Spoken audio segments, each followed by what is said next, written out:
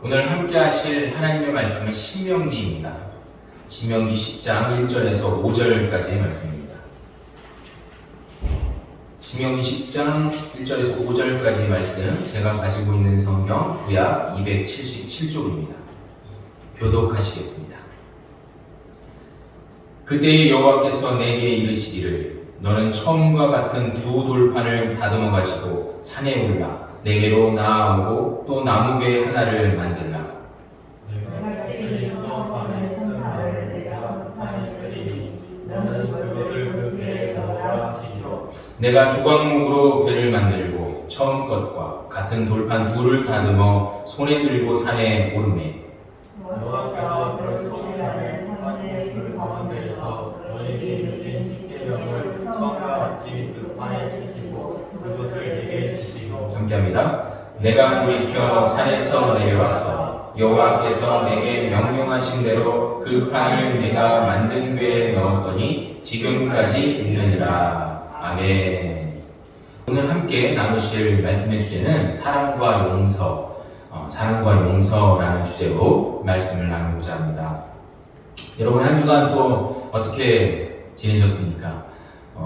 지난 주간 이제 6월 마지막 주간은 아니지만 이제 마무리를 해야 하는 주간이었고 그 가운데서 또 우리 일산적 그리고 여러분들 아마 각자의 삶 속에 하나님께서 은혜를 베풀어 주신 줄로 믿습니다.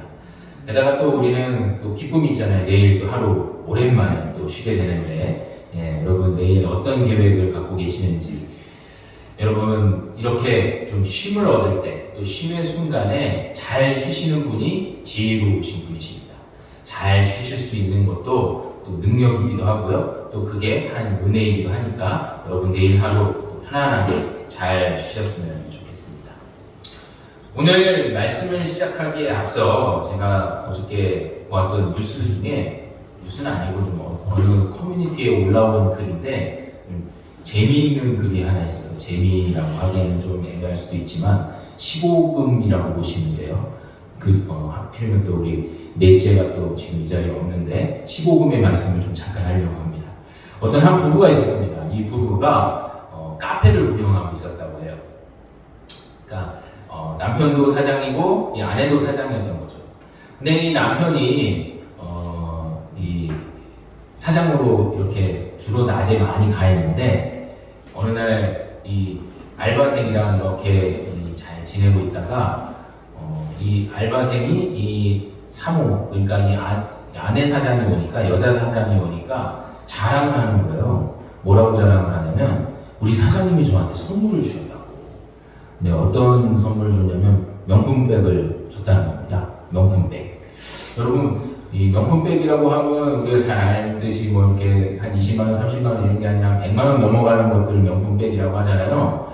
근데 그 명품백을 받았다는 거예요. 그래서 이 여자 사장한테 자랑을 하는데 이 여자 사장이 기분이 좋을 수가 없겠죠. 왜 기분이 안 좋았냐면 이 남편이 한 번도 자기한테 명품백을 사준 적이 없는 거예요. 단 한 번도 사준 적이 없는데 이 알바생에게 사줬다는 겁니다. 그래서 이제 앞에서는 이렇게 억지로 이렇게 웃으면서 참고 이제 집에 가서 이 남자 사장한테, 남편한테 물어봤다는 겁니다. 왜 저 알바생에게 명품백을 사줬냐고.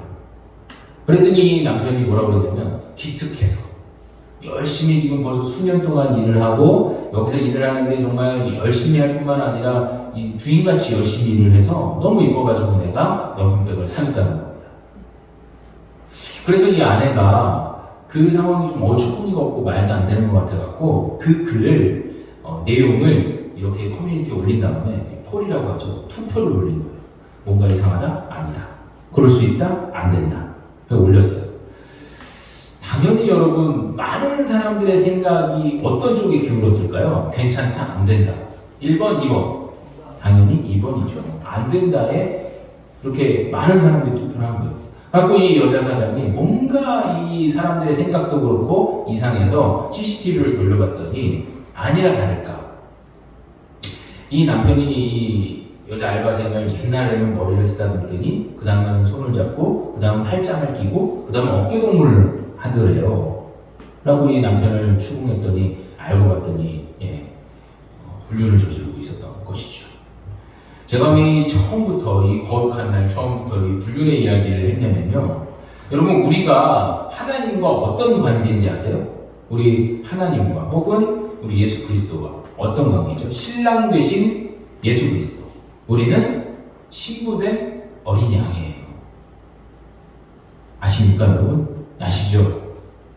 근데 우리는 어떤 마음으로 늘 살고 있냐? 오늘 신랑 되신 예수 그리스도를 항상 그리워하거나 항상 아니면 섬기거나 혹은 물론 뭐 요즘에 아내가 남편을 섬긴다더니 뭐 남편이 아내를 섬긴다느니 뭐 이런 얘기하면은 뭐 이상하게 들릴 수도 있는 세상이 왔지만 잘못된 거죠. 서로 섬기는 건데 항상 예수님은 우리를 섬겨주시잖아요. 근데 우리는 반대로 예수님을 얼마큼 섬기고 있느냐를 생각해 보면 어쩌면 우리는 방금 말씀드렸던 그 남자 사장처럼 불륜에 가까운 삶을 살고 있는 거 아닌가 라는 생각이 들어서 오늘 이 말씀을 먼저 시작하고 오늘 본문의 이야기가 바로 약속과 배신, 언약과 배신.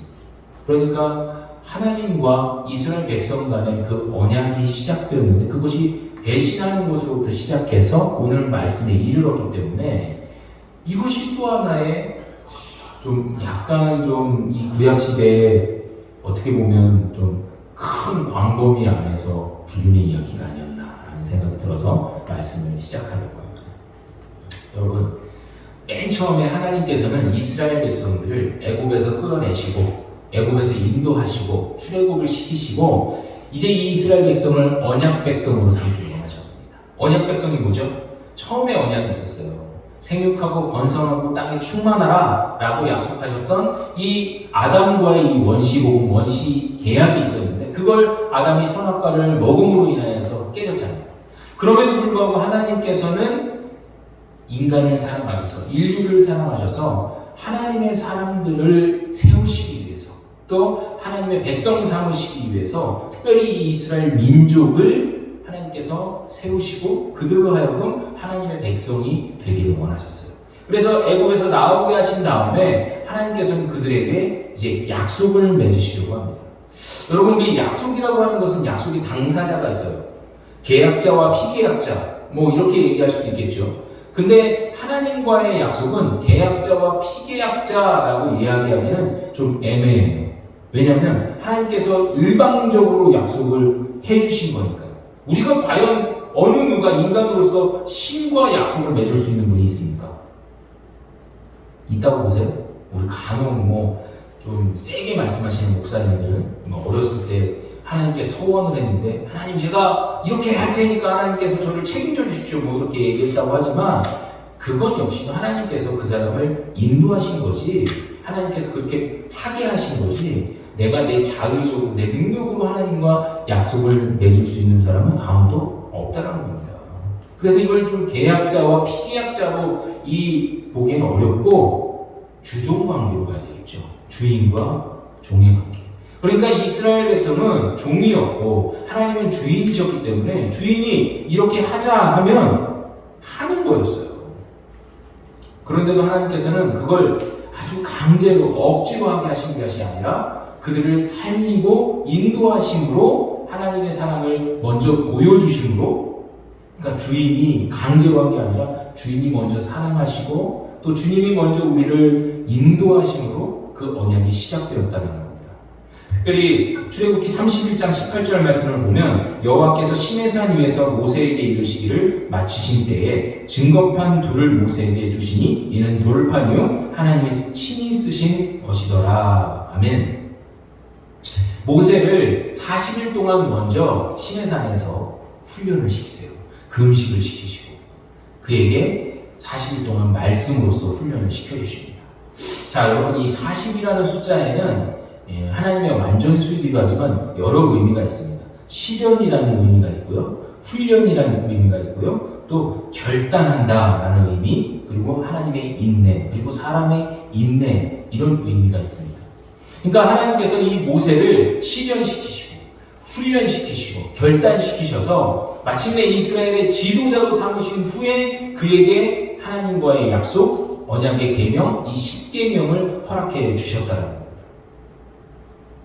게다가 하나님께서 특별한 서비스를 해주셨어요. 여러분, 비싼 만년필을 사면 그 만년필을 잃어버리지 않으려고, 그리고 기념으로 새기려고 거기다가 각인 서비스를 하잖아요. 막 이름을 새기기도 하고, 무슨 우리 믿는 사람들은 말씀을 새기기도 하고 막 그렇게 하죠. 기념일을 새기기도 하고. 그런 것처럼 하나님께서 이 10계명을 모세의 마음속에 그리고 머리에 가르쳐 주신 것뿐만 아니라 기념품 같이 모든 사람들이 볼 수 있도록 두 돌판에다가, 한 돌판에 1계명부터 뭐 5계명인지 7계명인지 몰라요. 그건 아무도 몰라요. 왜냐면 그 두 돌판을 본 사람이 없으니까. 근데 한 돌판에 계명, 그리고 나머지 돌판에 또 계명을 새기셨어요. 그러니까 두 돌판을 세우셨다는 거죠. 이 돌판도 의미가 있다라는 겁니다. 여러분, 굳이 돌판에 새긴 이유 생각해 보신 적 있으세요? 당시에 파피루스라는 종이가 있긴 있었는데, 물론 뭐 모세가 그 종이를 들고 다녔겠습니까? 그리고 종이는 썩잖아요. 그래서 하나님께서 굳이 돌판에다가 새기셨는데, 나무도 아니고 돌판에. 그 돌과 판에도 의미가 있다는 겁니다. 그 돌이라는 뜻은요, 이 돌이라는 뜻은 그 자체, 모퉁이 돌 대신 예수 그리스도를 상징하기도 하고요. 또한 게다가 이 돌이라는 히브리어가 건축하다, 그리고 세우다, 번성하다라는 의미도 있다는 겁니다. 그러니까 이 돌로 인하여서 하나님께서는 이스라엘 백성들이 번성하기를 원하셨다는 거예요. 그리고 판에도 의미가 있어요. 이 판이라는 말은 우리가 잘 알듯이 서판 혹은 판자라는 의미도 있지만, 이 판이라는 말엔 또 다른 의미도 있어요. 빛나다라는 의미가 있다는 거죠. 이 말씀을 가지고 하나님께서 우리를 번성시키시고, 또한 이 말씀을 가지고 우리를 세상에서 빛나게 살기를 원하신다는 거예요. 여러분, 10계명의 말씀을 가지고 우리가 빛나게 살 수 있습니까? 있으셨어요? 우리가 하나님의 말씀을 가지고 우리가 빛나면서 번성하시면서 살고 계십니까?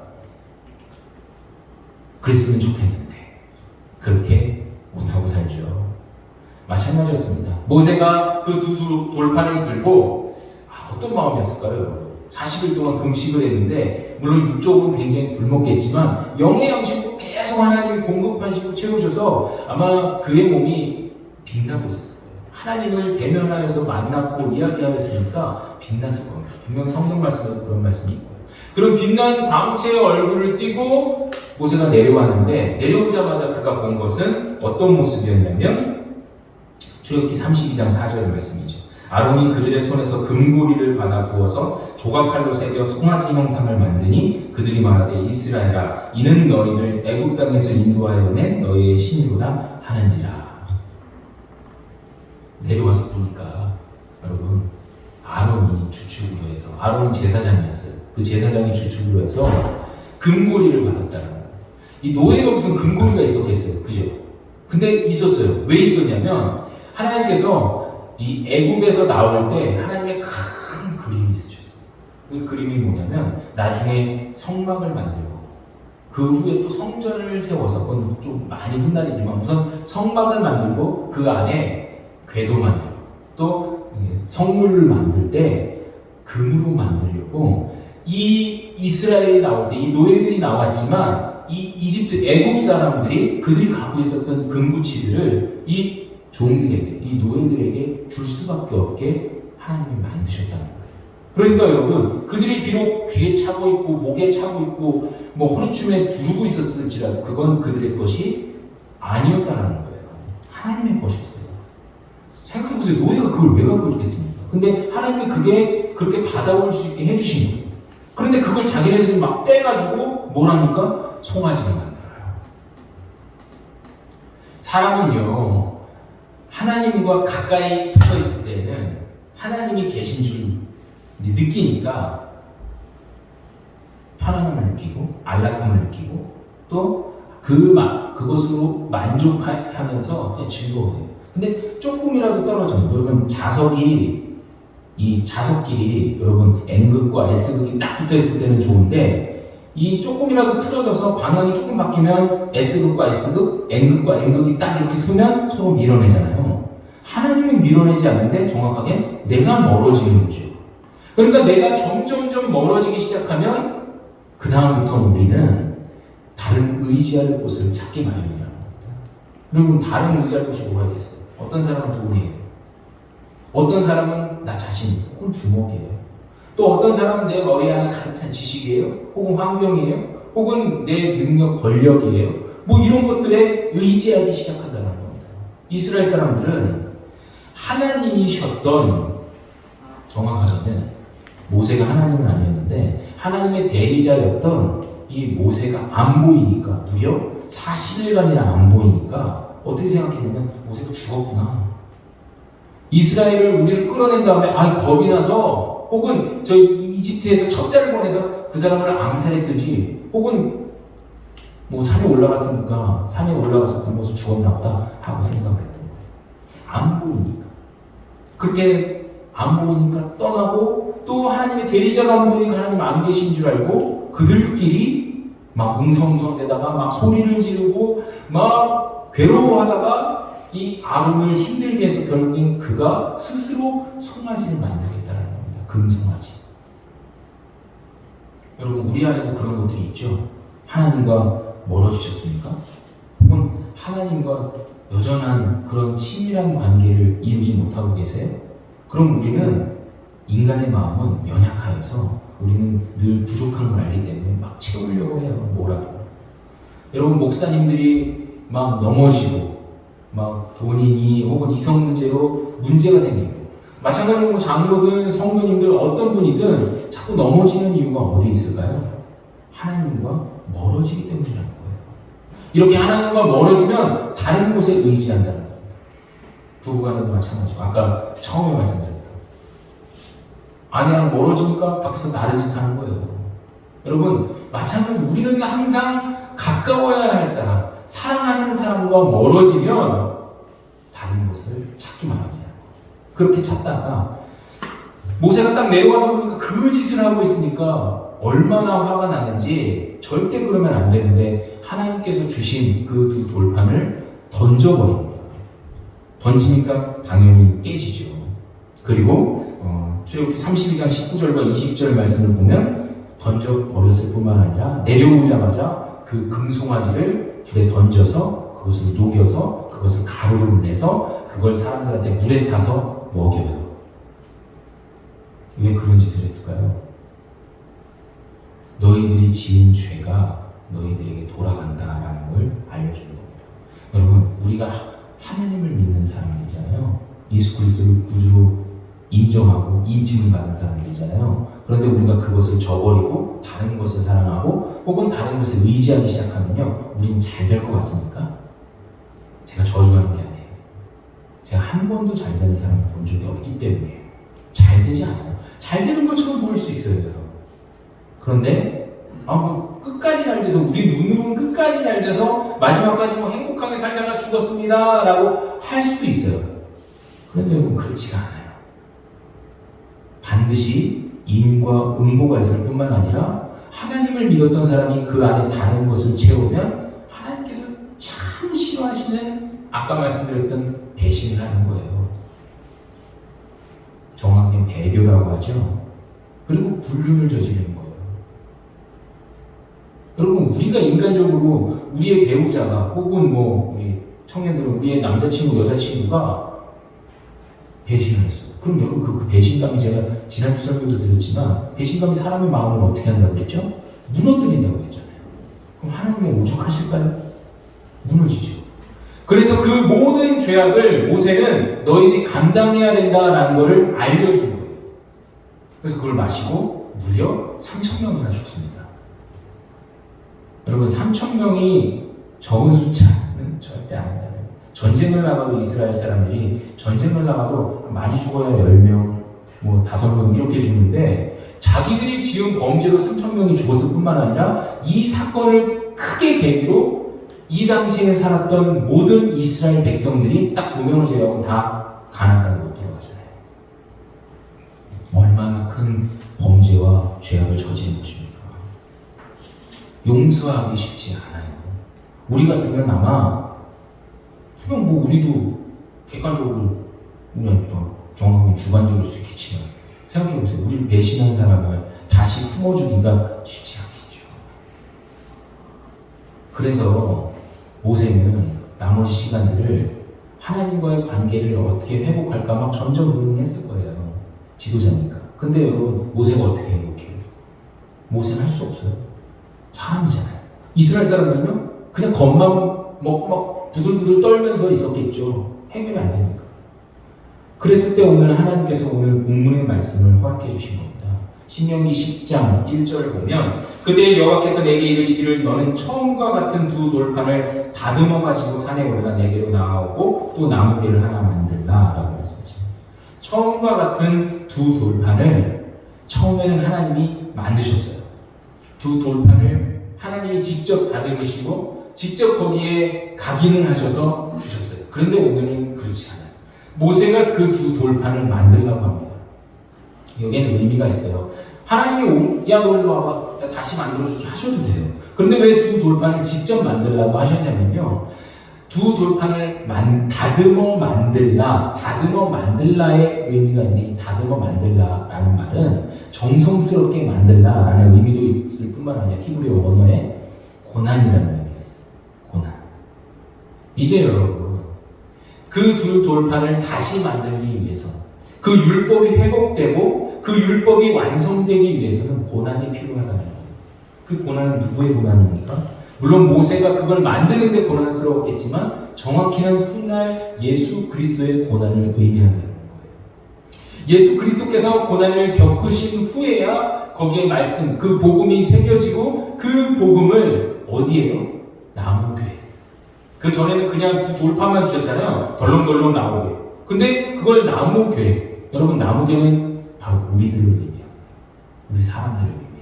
우리 가슴팍에, 우리 마음판에 그 나무교회에 그 두 돌판을 담아두면 빼앗을 수 없는 구원이 이르게 된다는 말씀이라는 것이에요. 사랑하는 성도 여러분, 처음에 그 두 돌판은 율법이었어요. 그리고 그 율법을 가지고 만났을 때 사람들은 물론 읽지도 못했겠지만 그 전에 이미 하나님을 배신하고 떠나갔지만 얘기했을 거 아니에요. 십계명이 이렇게 지켜야 된다. 뭐 하나님만, 그리고 부모님들에게 혹은 뭐 살인하거나 이런 것들 다 얘기했을 때 사람들은 어떻게 생각했을까요? 그걸 어떻게 지켜요? 지금 만약에 우리가 십계명을 이야기한다면 우리 중에 자유로울 자가 누가 있겠습니까? 1계명서부터 걸릴 뿐만 아니라 우린 전부 다 5계명, 내 부모를 공경하라에 자신있게 나는 부모를 공경합니다 라고 이야기할 수는 아무도 없잖아요. 우린 전부 다 죄인이에요. 그 10계명 앞에 서서.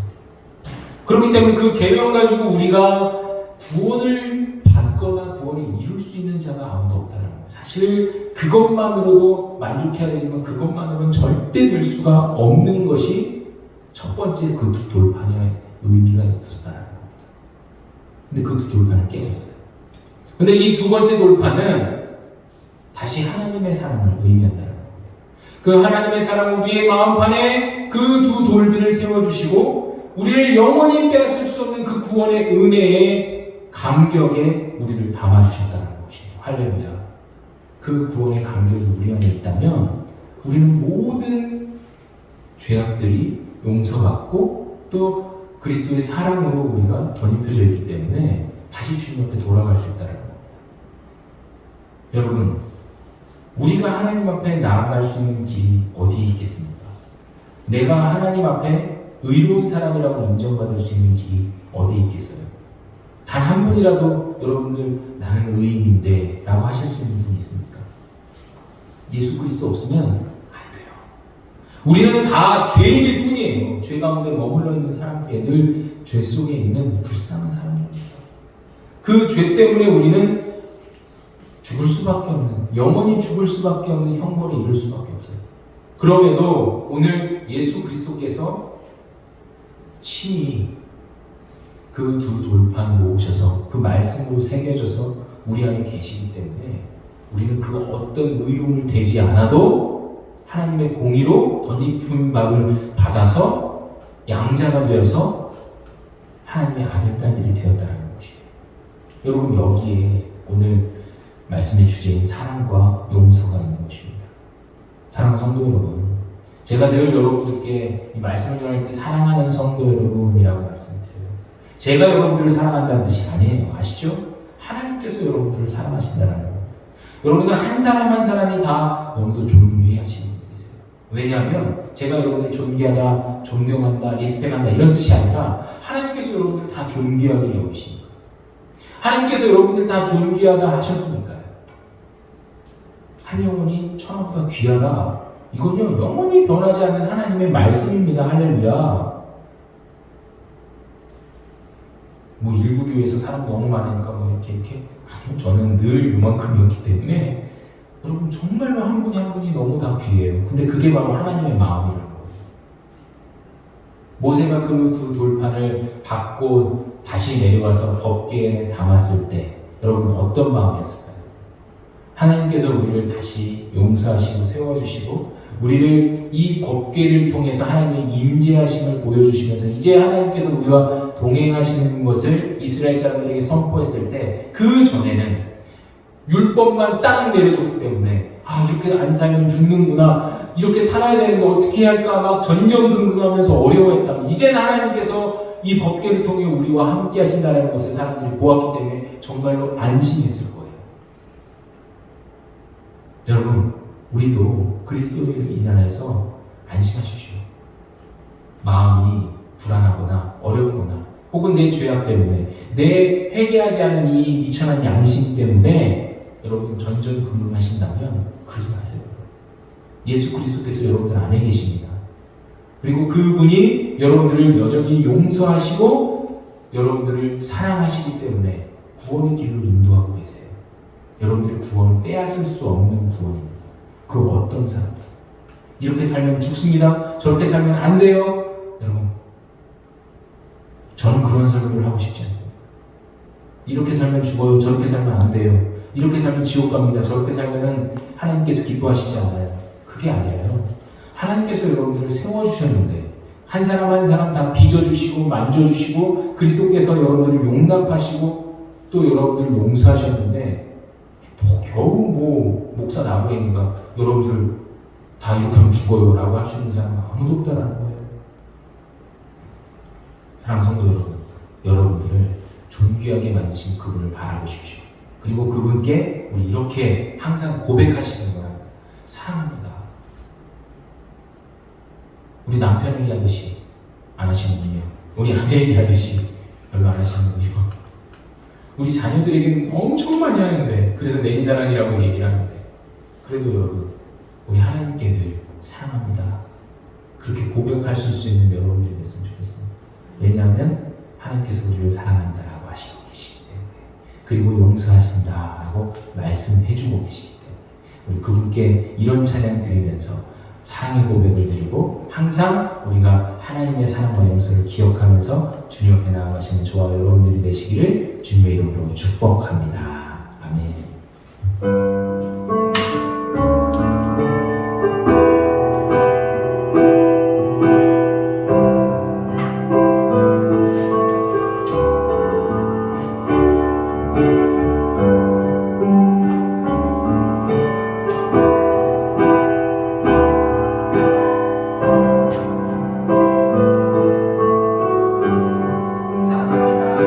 사랑합니다. 나의 예수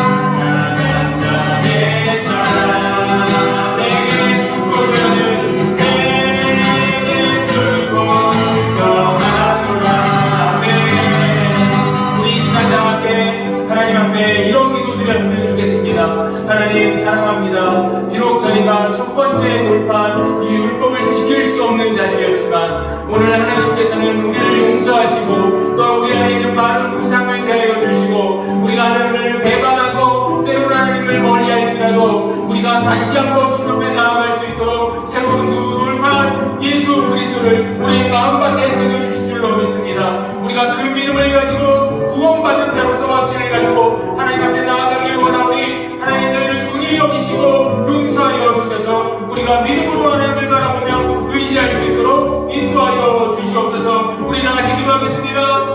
하나님 아버지 은혜를 감사합니다. 하나님 우리가 하나님 은혜 가운데 있음을 고백합니다. 우리가 예수 그리스도의 은혜 안에 있음을 고백합니다. 하나님 우리가 모든 율법을 지킬 수 없고 또 하나님의 말씀을 다 들을 수 없음에도 불구하고 하나님 저희를 긍휼히 여기시고 하나님께서 저희를 인도하여 주셔서 우리의 구원자 되시고 또 우리의 그리스도이신 예수님을 보내주시며 감사를 드립니다. 우리가 그 예수 그리스도만으로 아버지 하나님 구원에 이르게 되고 또 그 구원의 이름으로 말미암아 하나님을 바라볼 수 있는 양자가 되게 하시니 감사를 드립니다. 하나님 아버지 우리의 마음밭에 새겨진 이 두 돌만에 예수 그리스도의 복음을 담게 하시고 또 그 예수 그리스도의 복음으로 말미암아 우리가 하나님을 바라보는데 부족함이 없도록 주여 하나님 역사하여 주시옵소서. 우리가 때로도 여전히 배반하고 여전히 주님 앞에 용서받을 수 없는 죄인들이 있을지라도 주여 하나님 긍휼히 여겨주셔서 하나님만 바라볼 수 있도록 하나님을 의지하며 주여 울부짖으며 주님을 향해 사랑합니다 고백할 수 있도록 하나님 저희를 돌이키시고 인도하여 주시옵소서. 주여 우리 가운데 있게 하여 주시옵소서. 사랑한다 하루가 아멘. 내가 너를 사랑하노라. 사랑한다 하루가 내게 주고 너하구나. 사랑한다 내가 사랑한다 내가 너를 사랑하노라. 사랑한다 내게 주고 너하노라. 아멘. 하나님 아버지 우리가 하나님 앞에 섰을 때 그 어떤 의로움으로 주님 앞에 나아갈 수 있었던 것이 아니라 주께서 나에게 베풀어 주신 그 사랑으로 말미암아 하나님 앞에 나아갈 수 있었음을 고백합니다. 하나님이 먼저 나를 사랑하셨고 또한 그 하나님께서 우리에게 사랑을 강제하거나 요청하신 것이 아니라 하나님의 그 크신 사랑에 너무도 크신 사랑에 감격하여서 우리가 하나님을 사랑할 수밖에 없게 인도하시기에 감사를 드립니다. 하나님 그 하나님의 사랑을 우리가 무엇으로 담으리요 또한 무엇으로 갚을 수 있겠습니까? 우리가 이 땅에 살면서 하나님을 바라보고 의지하며 또 하나님께 나아갈 수 있는 이 큰 은혜가 우리한테 머물러 있음을 고백하고 하나님 하루하루 담대하게 주님의 얼굴을 바라보며 우리 안에 새겨진 이 두 돌비 예수 그리스도의 복음과 은혜로 말미암아 그 구원의 확정으로 말미암아 하나님께 나아갈 수 있도록 역사하여 주시옵소서. 세상이 우리를 향해 손가락질하고 때로는 우리 안에 자괴감과 모멸감으로 인하여 하나님 쓰러지고 낭망해 있을지라도 주 예수 그리스도의 사랑으로 저희를 덧입혀주시고 세워주셔서 다시금 주님 앞에 회복되고 은혜 가운데 설 수 있는 역사하심이 있어서 주님을 찬양하고 경배하는 데 부족함이 없도록 저희를 이끌어 주시옵소서. 한 주간 이것이 우리에게 능력임을 기억하게 하시고 그 어떤 상황과 문제 가운데도 이것이 흔들리지 않기에 해결되며 또한 그 어떤 환경도 우리를 침범하거나 우리를 괴롭히지 않도록 주께서 보호하고 계심을 기억하며 나아갈 수 있도록 역사하여 주시옵소서.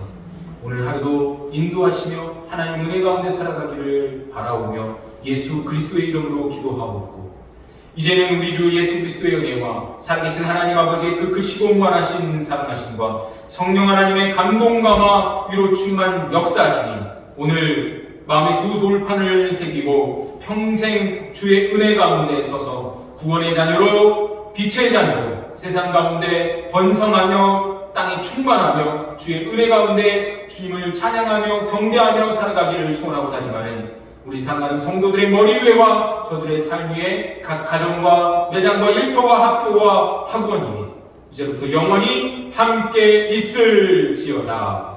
아멘.